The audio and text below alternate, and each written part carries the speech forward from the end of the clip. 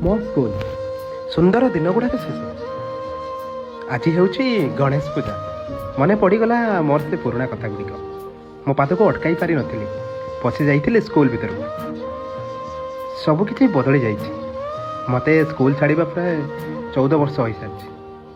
ବଦଳି ଯାଇଛି ମୋ ସ୍କୁଲ କାନ୍ଥର ରଙ୍ଗ, ଆଉ ଖେଳ ପଡ଼ିଆ, ଆଉ କିଛି ସ୍ମୃତିର ଚିହ୍ନ। କାହିଁକି କେଜାଣି ସେ ଦିନ ଗୁଡ଼ାକ ଭାରି ନିଆରା ଥିଲା।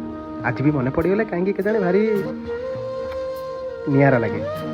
ପଶି ଯାଇଥିଲି ପୂଜାଘର ଭିତରକୁ। ମନେ ପଡ଼ିଯାଏ ମୋର ସେ ଦିନର ଗଣେଶ ପୂଜା କଥା।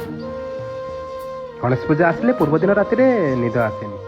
ବାପା ଆଣିଥିବା ପ୍ୟାଣ୍ଟ ସାର୍ଟକୁ ରାତି ସାରା ବାରମ୍ବାର ଦେଖି ହୁଏ କେମିତି କାଲି ସକାଳୁ ପିନ୍ଧିବି। ସକାଳୁ ସକାଳୁ ଗାଧୋଇ ପଡ଼ି ନୂଆ ପ୍ୟାଣ୍ଟ ସାର୍ଟ ପିନ୍ଧି, ଆଉ ହାତରେ ନଡ଼ିଆ କିଛି ଫୁଲ ଧରି ସାଇକେଲଟେ କାଢ଼ି ସାଙ୍ଗସାଥିରେ ବାହାରିଯାଏ ସ୍କୁଲ। ହାତରେ ବୋଉ ଦିଏ 10 ଟଙ୍କା ଖର୍ଚ୍ଚ କରିବା ପାଇଁ, ପୂଜା ସାରି 10 ଟଙ୍କା ଖର୍ଚ୍ଚ କରିବା ପାଇଁ।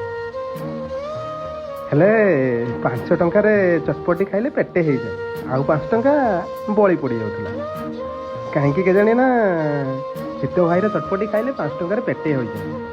ଆଜି ସେ ଚିତ୍ତ ଭାଇ ଅଛି ନା ଚିତ୍ତ ଭାଇର ଦୋକାନ। ପୁଷ୍ପାଞ୍ଜଳି